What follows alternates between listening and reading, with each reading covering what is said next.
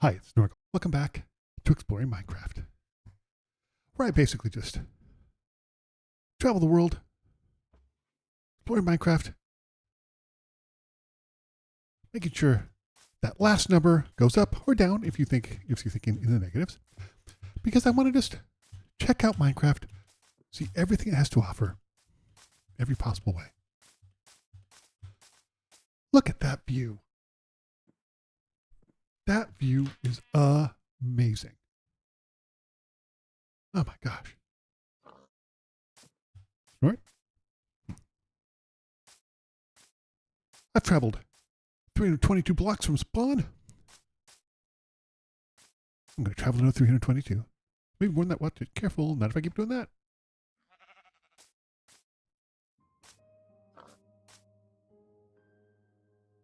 Okay. We're moving to looks like another biome. I do wish that Bedrock, I did this. I started off playing Bedrock because but for those of you who don't know, I've only been playing Minecraft about 6 months, maybe 7. And I did some research. Started playing Bedrock because the people I talked to were like, it literally doesn't make any difference at all. Turns out that's wrong. It actually makes a huge difference. And I wish I'd started in Java, even though I have a bias against Java in general as a programming language.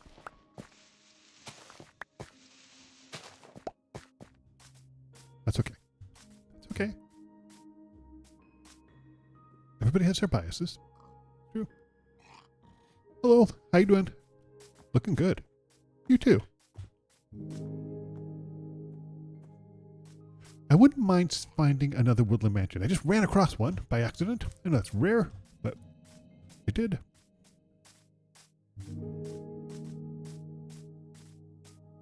Which way? I'm going the wrong way. This way? Yeah, okay. Let's get on the high ground a little bit and see. Might be useless, but that's okay. Oh, look at this. Does this look cool? It really does. That's curious. It probably just hasn't spawned all the way. I'm not sure. It's kind of neat up there, too. Let's head down here. Oh, yeah. Just so lovely. I was pontificating on this in the last few videos. But I realized that they use a noise generator to generate overall, or help generate it. I don't think that's completely answers it, because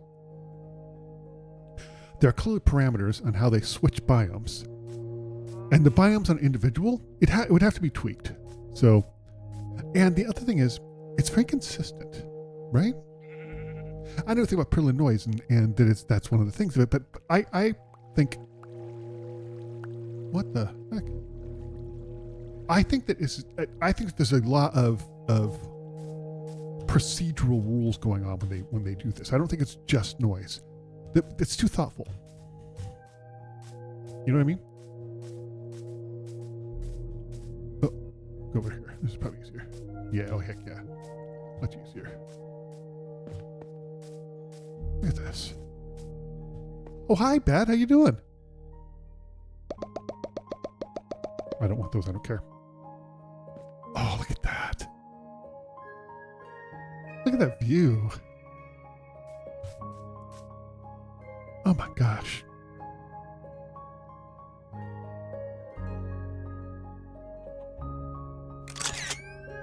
Maybe that'll be a thumbnail.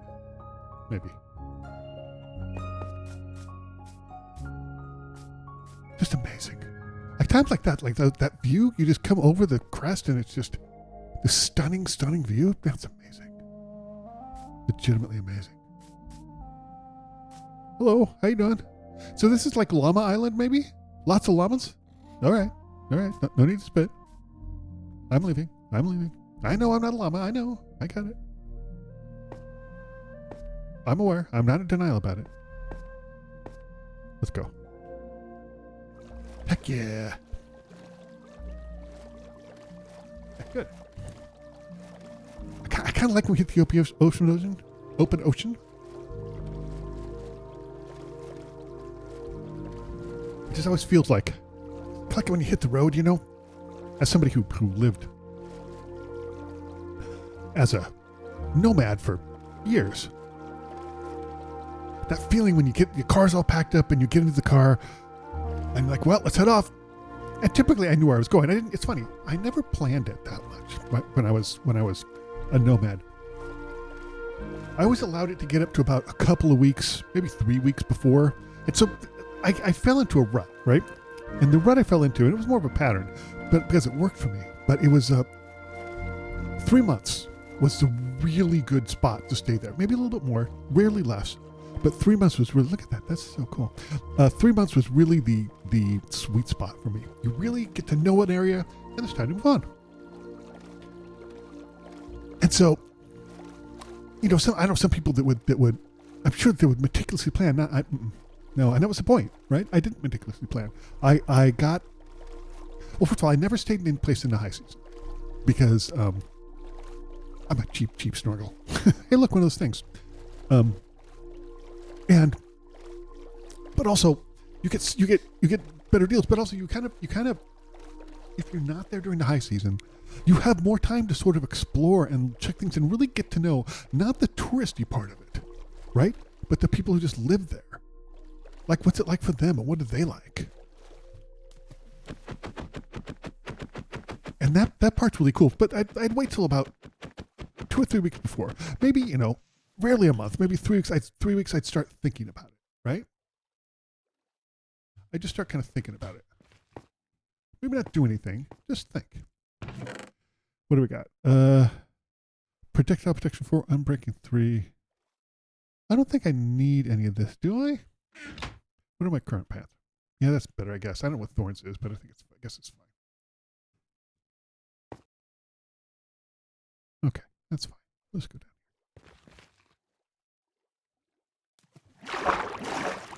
Okay, which way are we going? Wrong. This way. Okay, cool. Hello, B. How you doing?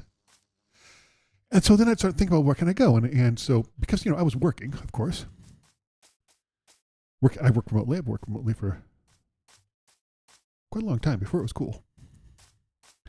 And my general rule had to be this. I didn't always stick to this, but in general, I had a really good reason not to. In general, hold on. In general, dude, what are you doing? Really? Actually, it looks like what? We got plenty. I don't need that, and I don't need that. Okay. Oh my god. Hold on.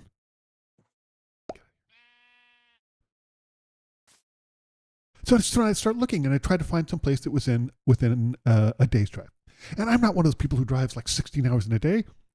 I'm a pretty chill guy. I take it easy. And most things. And that includes like traveling and stuff. It's the journey, you know?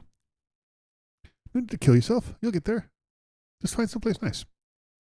And so that's generally what I did. That's generally what dictated how I got there. And then I'd take a look, and I'd look at a website like Area Vibes, not a sponsor, of course.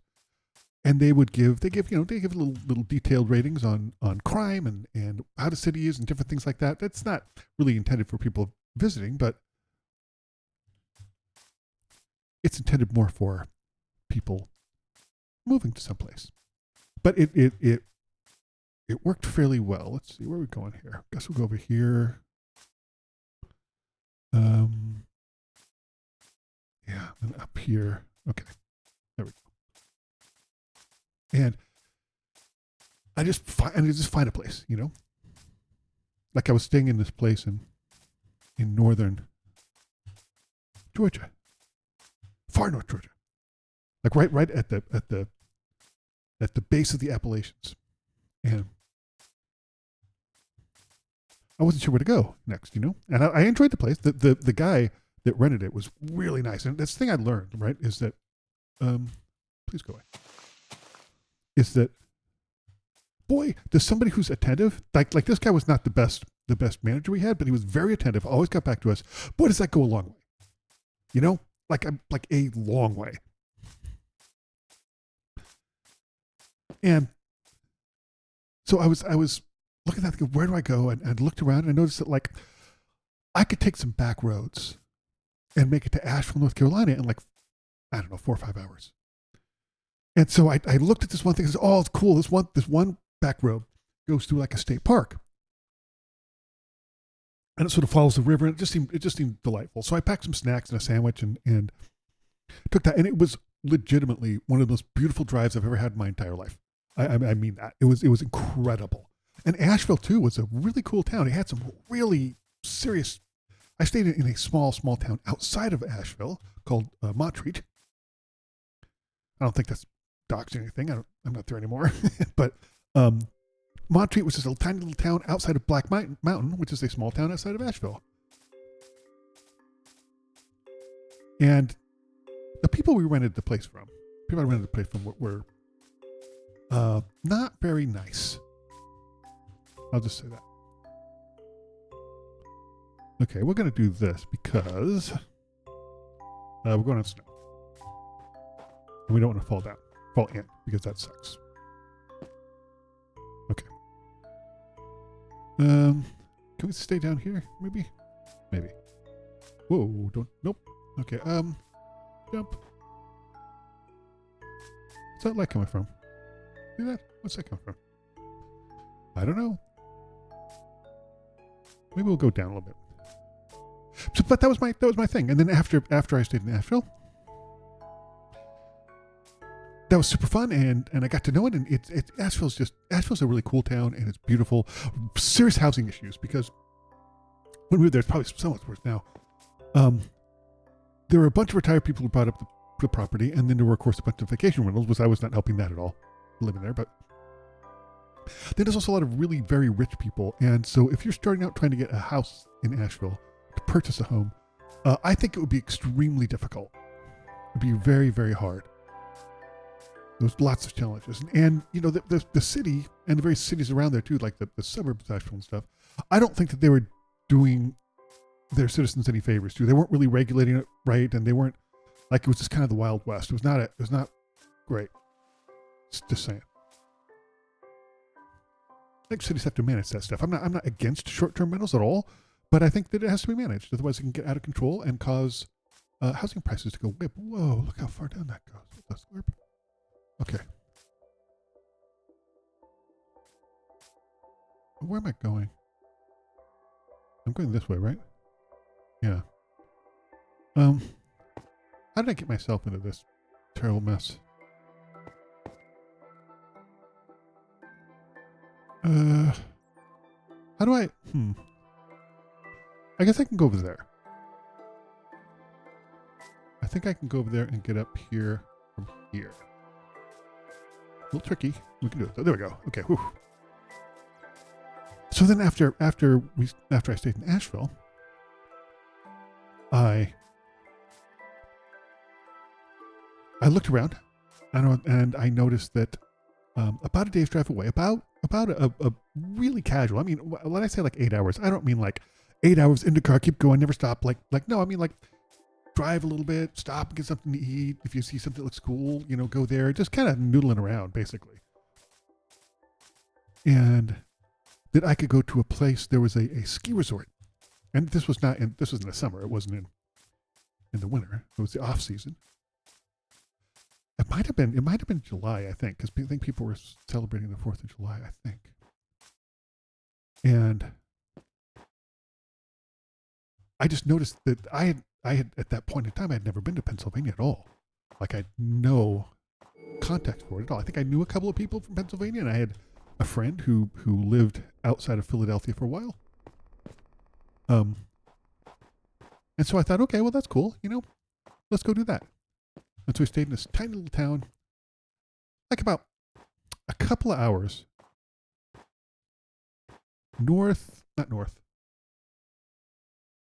southeast of Pittsburgh. Is there some way I can avoid going down that huge hole? I really would prefer it. And that was interesting too. And so like when we stayed in these little tiny places, one of the things I would do to save money is like once a month, once every 2 months, once every 6 weeks maybe. Whoa. Okay. I think I need to get over there to the valley. Ouch. Oh no, it didn't ouch. How do we get over to the valley?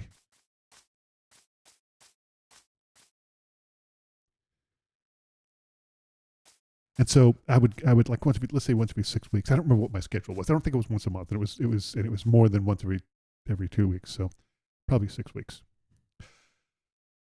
I would drive into. I had to make sure that the towns were near a large town because I wanted to get stuff from Trader Joe's, like a month's supply of stuff from Trader Joe's, and I wanted to get like a month's supply of stuff from Costco. Like paper towels and things like that from Costco because it was cheaper. And so I would drive into Pittsburgh and not Pittsburgh, Pittsburgh. I would drive into Pittsburgh and I didn't take the turnpike because that was extremely expensive. It was so pricey. It's toll, and boy howdy was it expensive. I don't know what it was, but I think it was going to cost me like $60 or something for the day. And so I would just take these small 2-lane highways through these tiny little towns. And you just learn so much about it, about a place like that. And I tried to do that everywhere. I tried to do that in Georgia. I tried to do that every place we stayed. Sometimes I'd stay in places where like we would be in a largish town, right? So like I mentioned this before. I love oppressive heat. Like it's a thing for me. I really love it. I love the desert. I love oppressive heat. I love being in the desert in the summertime. And so one of my favorite places to go was Scottsdale in the summertime.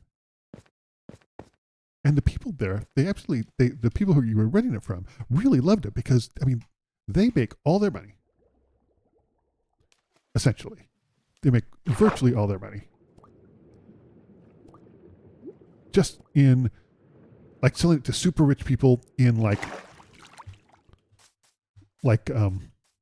winter, January, February, March. That's when they make all of their money. And so, when I called them up, and some people did not want to negotiate, but other people were more than happy to because they were not expecting to make any kind of money at all. And so, hello, how's it going? And so I would always just negotiate with them. And if they didn't negotiate, that's fine. No harm, no foul.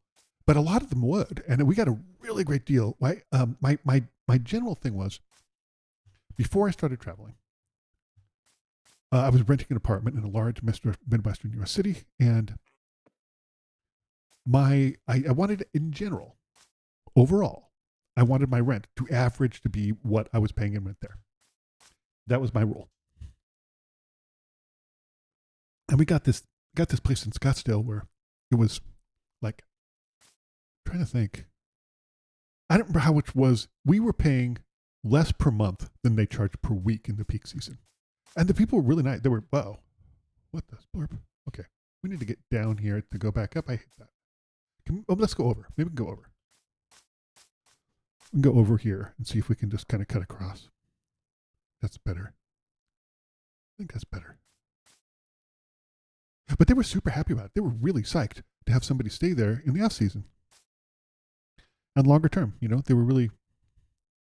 And a couple of places were like, we're not even set up for that. There was one place that wasn't even set up to have garbage collection because the maid would just do it because people never stayed there longer than like a few days, a few weeks, Really interesting. Really, really interesting. Let's see.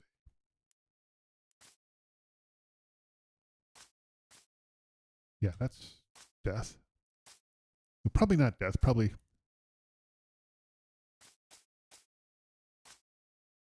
Just trying to find someplace a little bit easier to go across. This looks like it's a little bit easier. Yeah.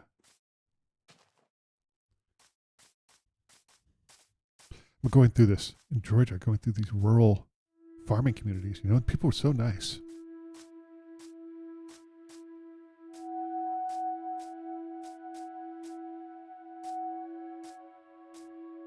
Of course, also the guy driving a minivan, like.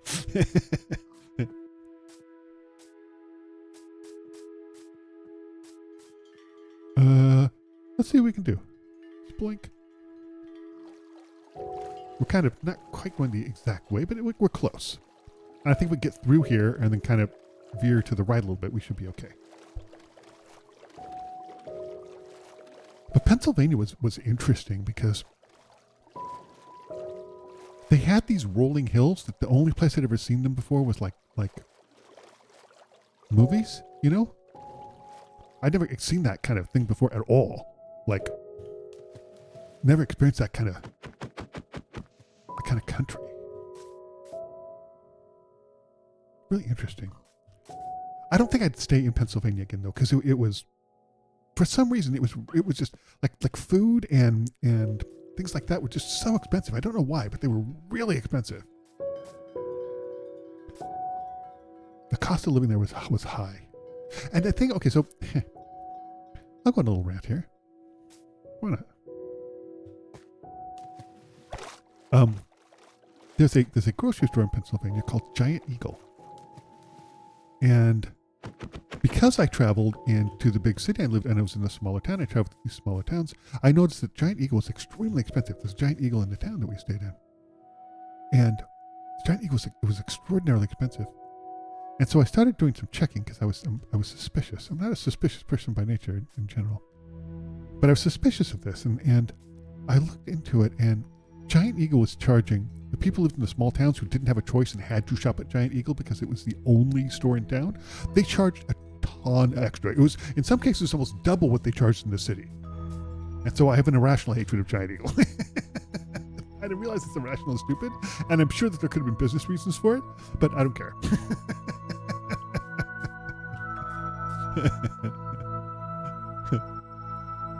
Like I said, I have this weird irrational hatred of this obscure grocery chain in Pennsylvania. Come on, go. I do dislike the way that Bedrock does this. Does like getting out of the water onto the shore. I've been to that before.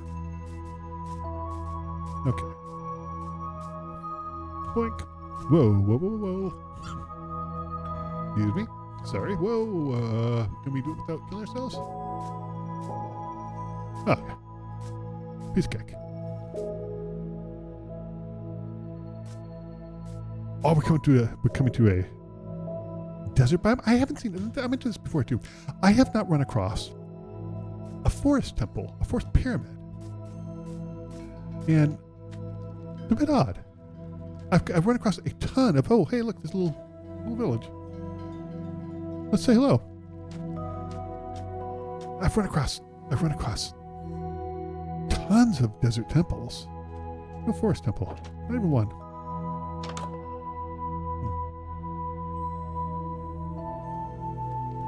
Not even one.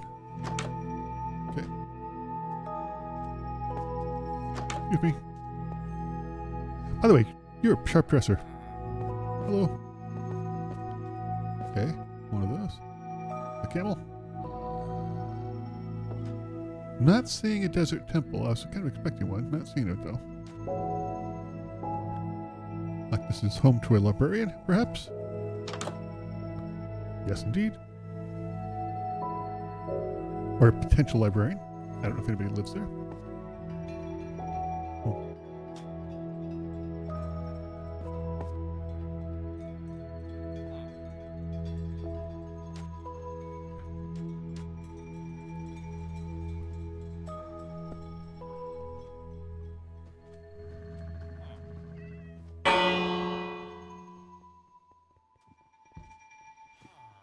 Kind of see which one, if there's one that runs into the...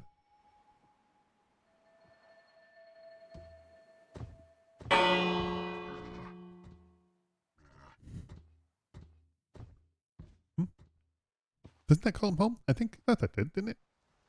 You don't say. All right. Hey, watch it.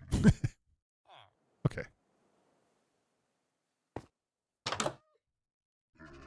Interesting.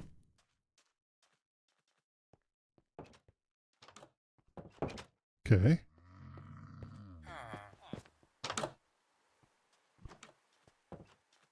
That's fine. Where we go? This way? Wrong way. This way. Yes. Let's go.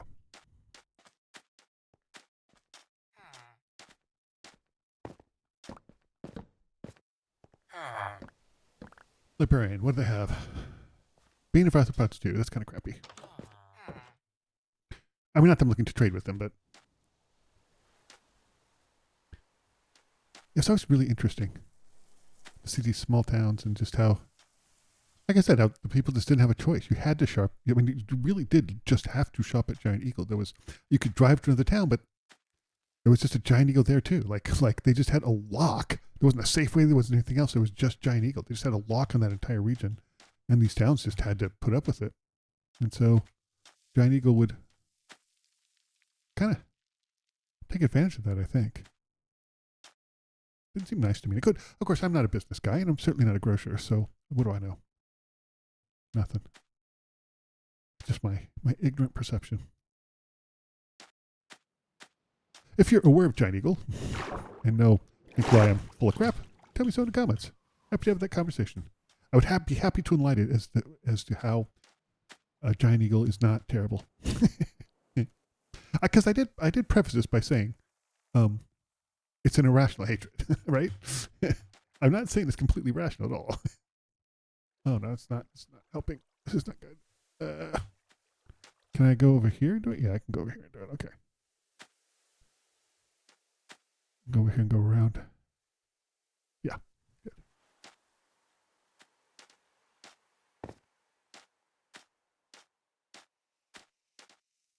It's very interesting. Very interesting indeed. Okay, here we go.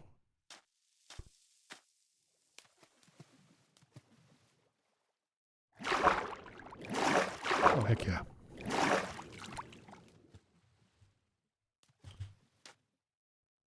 Places that surprised me, genuinely surprised me as well.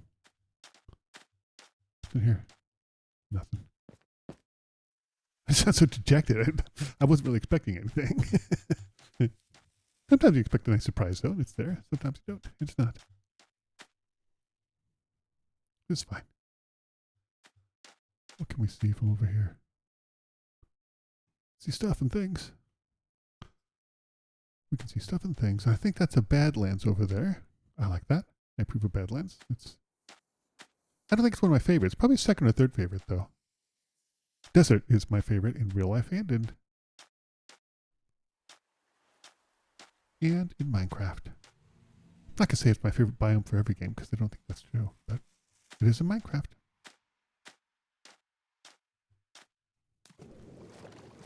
Look at that. You see that? I get excited every time I do that.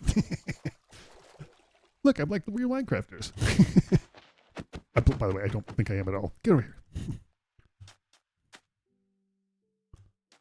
Okay. Oh, heck yeah. Let's go ahead. Do I have a bed? I do not. So let's go ahead and make a bed.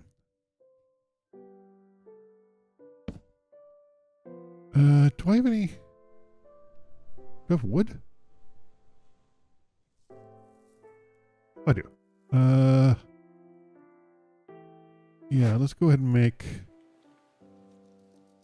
put this back.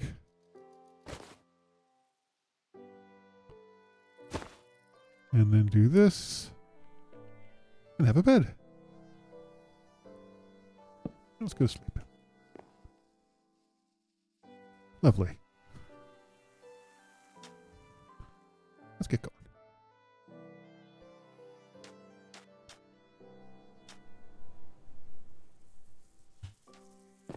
Oh, that was cool. Look, I jumped on it. That was really neat. Did you see that? I kind of jumped off it. That was cool. I wasn't expecting that. I bet people use that. Look at that. Those are bricks.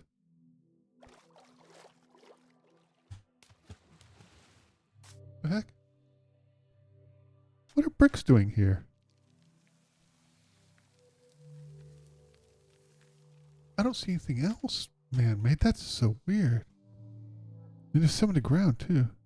That was kind of broken.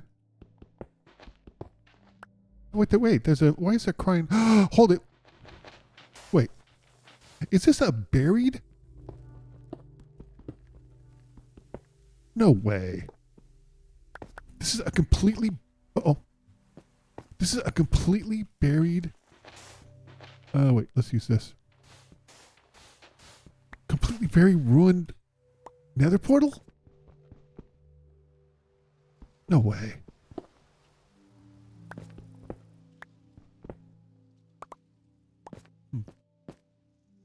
Let's go back a little bit more so I can get a sort of standing jump at this.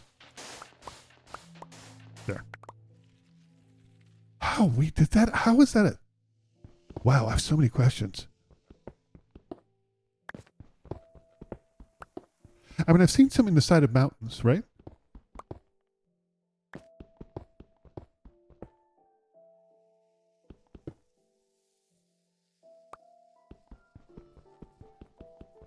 What is that? Is that obsidian? It looks weird. Oh, it is obsidian. Okay.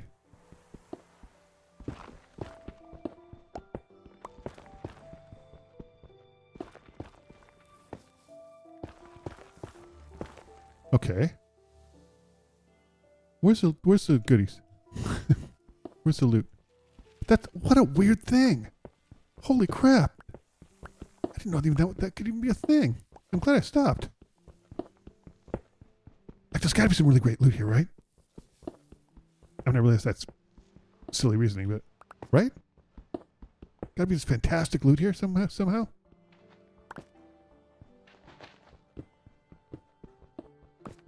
We gotta check this out. Where's the... If I were loot in a chest, in a buried thingy thing, I would be right here. What do we got?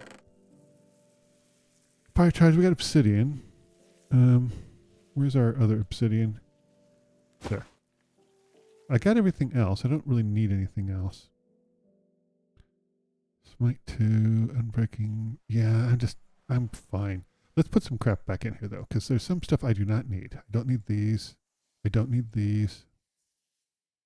I don't need this. I don't need this. I'll keep this.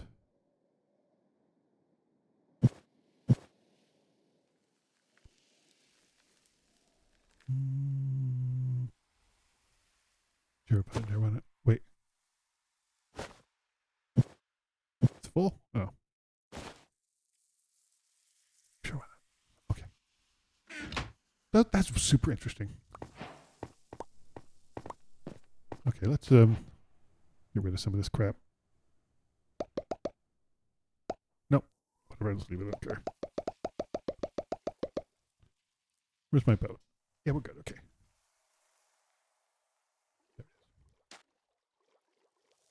What an odd thing. Glad I stopped. Hadn't noticed that before.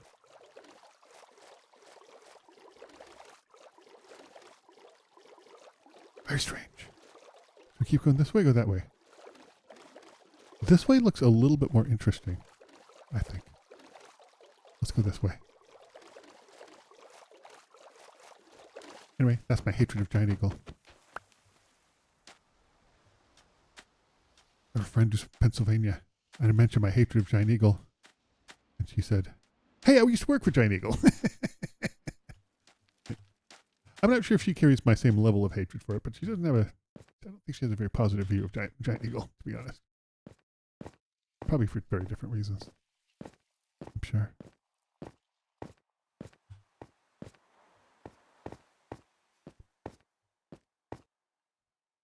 Yeah, this is Badlands. Nice. Love it. Absolutely love it.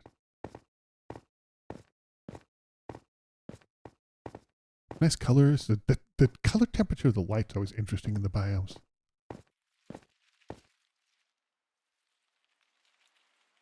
Look at those two towers. That's crazy.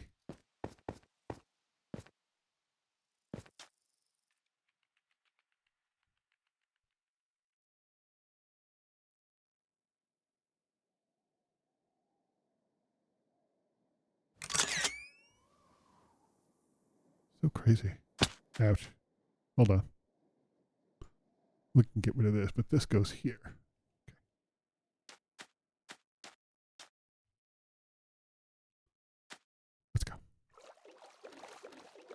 continue exploring this, of course, but we're just going to take a little boat ride across here to make it a little bit easier on ourselves.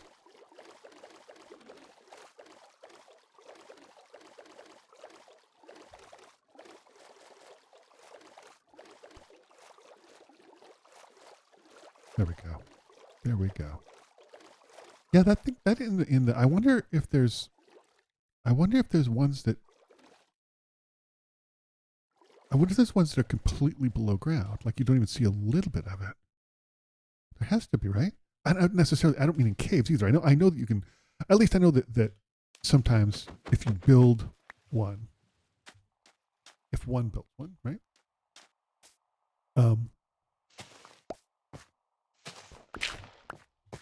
That there can be,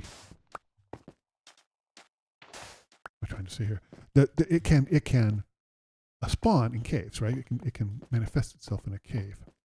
That's not what I'm talking about. I mean, I'm talking completely buried, like that what kind of was, except there were just like a couple of blocks on the surface. I wonder is there one that could be 2 blocks, 3 blocks lower, and you'd never ever even see it or suspect a thing until you just dug it up, if you just happen to dig in the right place? Is that a thing? I don't know. Let's head this way a little bit, because this looks a little more interesting. Looks a little different. So we're just going to head this way for a little bit. And then we'll start heading the right way again. There we go. There we go. Yeah. We'll head this way. I feel like in doing this and just exploring Minecraft and looking at all the different biomes and seeing everything, that it really connects me to the game. You know, does that make sense? It sounds stupid, but it's true. It gives me a connection to the game that every time I do this, I always think about it like a couple days afterwards, you know? It always has me thinking about it, what I saw and what I experienced and what I think about it. Some biomes I like better than others. I'm getting slightly more tolerant to the snow biomes, but I think they're still probably the snow and ice biomes are my least favorite by a long shot. I wonder if they're anybody's favorite. I'm sure, because people have different things they like, you know. Hi, Pico. How you doing? I'm sure there's people that hate the desert biome, you know. I'm sure there are. There has to be. How you doing? How you doing? Looking good. Looking good. Let's get over this way and then hang a left.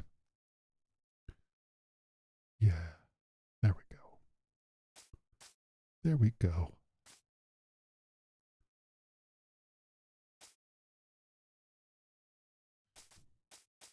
Okay. Going on here. Head this way.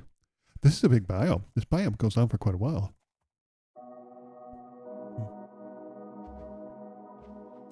Quite a while.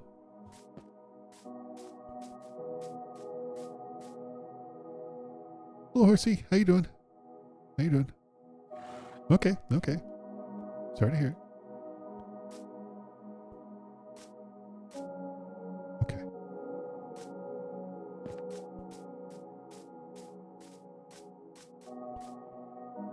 Okay, here we go. Here we go.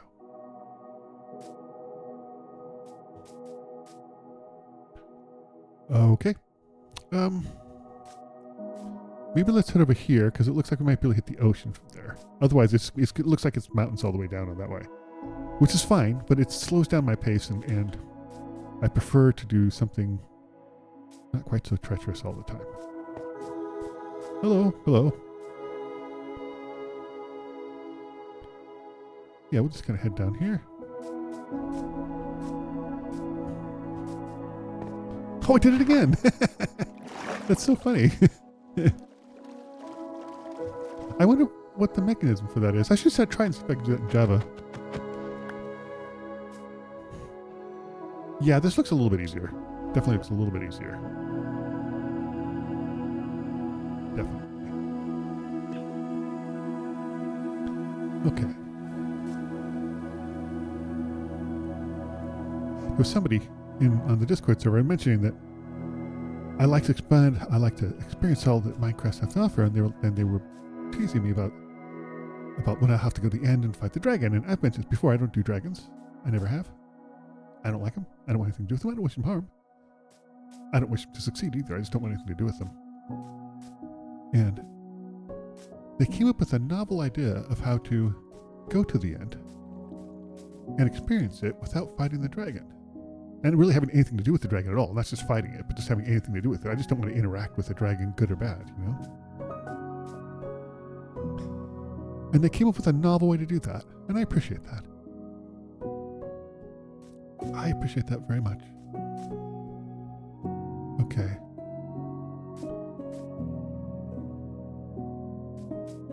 Yeah.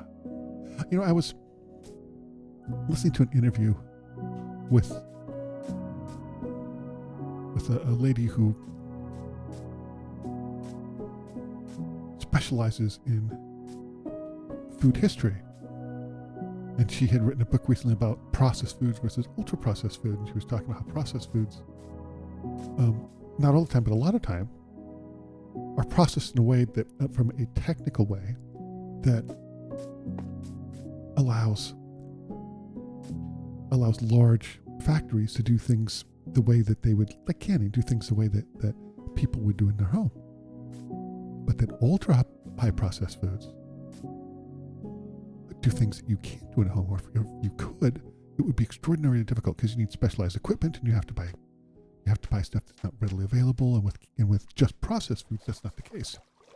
And I hadn't really thought about that before, and I don't eat a lot of processed or ultra high processed food. But I think that's an interesting thing. I know a lot of people who talk about like American style cheese. And it's a cheese like product. And I have made like that melted cheese dip like you make with American cheese. I've made that before because all you do is add liquid and cheese and sodium citrate. There's a tiny bit of sodium citrate. And sodium citrate, what that does is it allows the proteins not to clump together, to remain separate. So you get this really silky, smooth thing. And that's very easy to do at home. You just look up what the weight of the stuff you want to do, because it's, you have to be precise, not measurement, you have to do it by weight. And once you get the weight down and using the same cheese, you can do it by volume in general. But there's things like that I think that are interesting to me that you can do,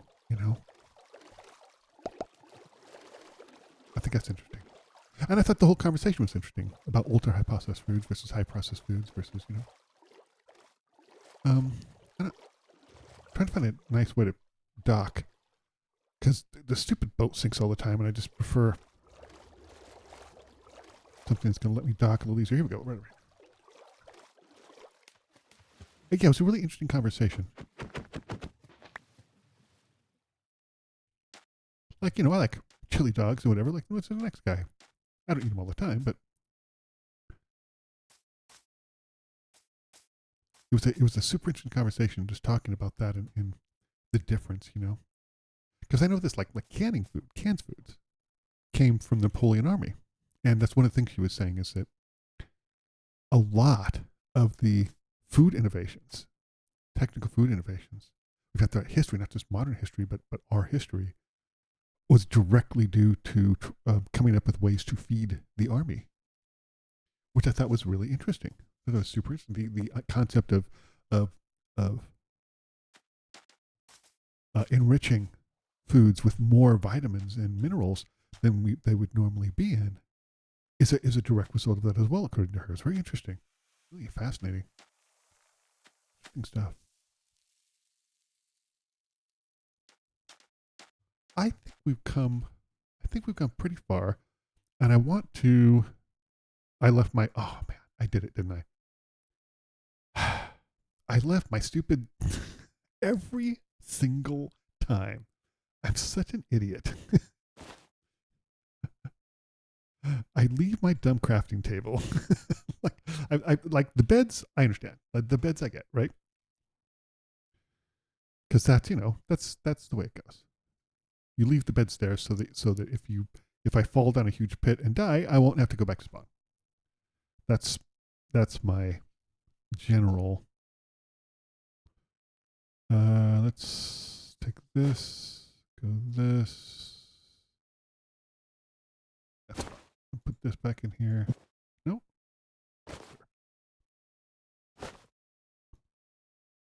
Okay. And we could do 2. I'll get an extra bed because I will definitely use it. Okay.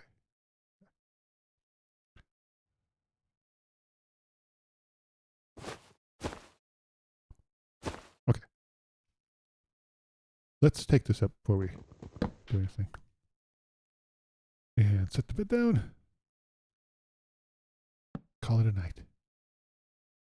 We'll get ready to continue our journey, see what Minecraft has to offer, but that will have to wait for the next video. Thank you so much for watching this playthrough of Exploring Minecraft. I'm just cruising around Minecraft, talking about things, talking about life, while I experience everything this world has to offer. Most things. Anyway, thanks for watching. I'll see you next time for more Exploring Minecraft. See you next time.